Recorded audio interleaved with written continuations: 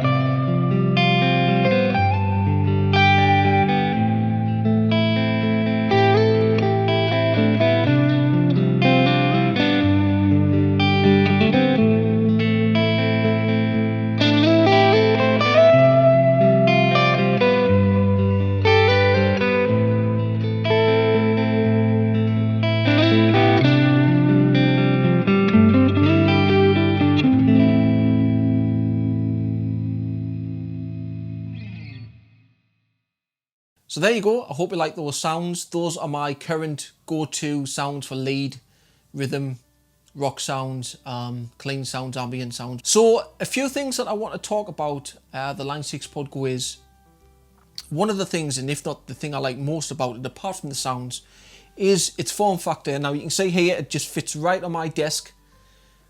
The size is just absolutely perfect. Obviously, compared to the Kemper Stage is like that big on my desk, and it would just be a little bit of a hindrance if I was to put the Kemper Stage up there as a permanent thing on my desk. But the Line 6 Pod Go, as you can see here, it just fits right on the desk perfectly.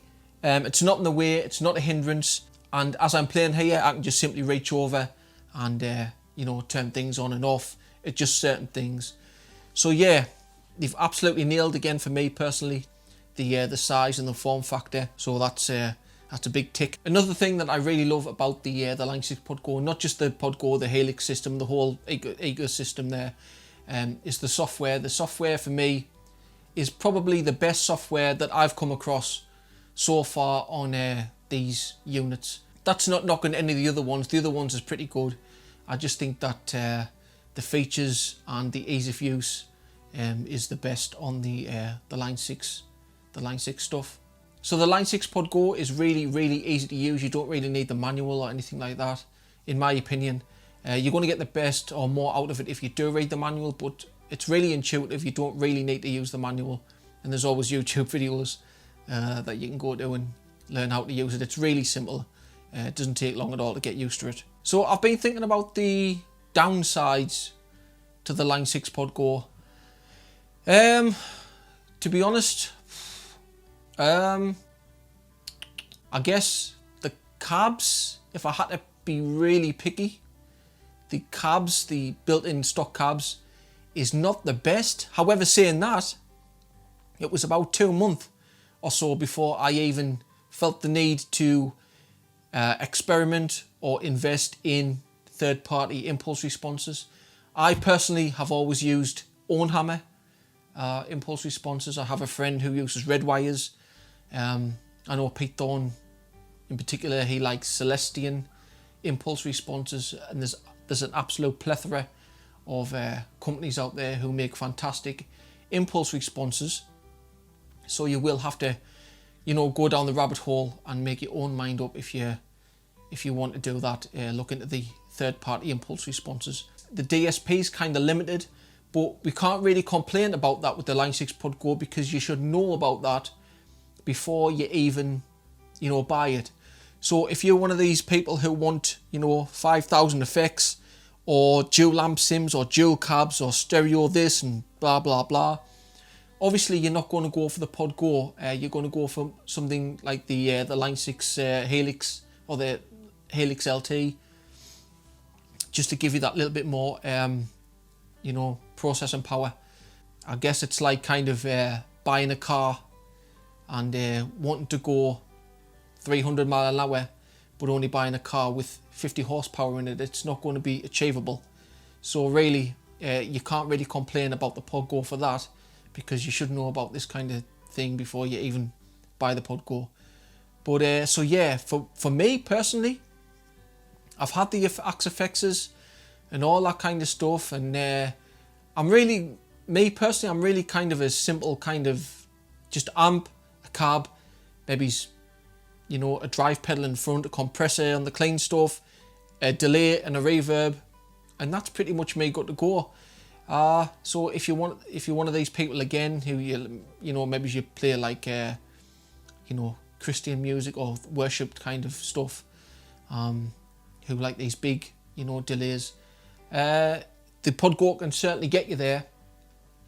But if you want to be really extravagant, you might want to think about getting something with a little bit more horsepower. So another thing that I love about the Line 6 Pod Go is that not only does it hardly weigh anything, but with it being so small, I've got a double guitar gig bag here, and it's got a little pouch on the front, and the Line 6 Pod Go just fits right in the front here. Just get that in. There we go, and it should just zip right up. There we go. And now all I need to do is pack this, simple as that, and take it to a gig. A couple of guitars, Pod Go in the front, strings, and that's it, you're good to go. So that is awesome.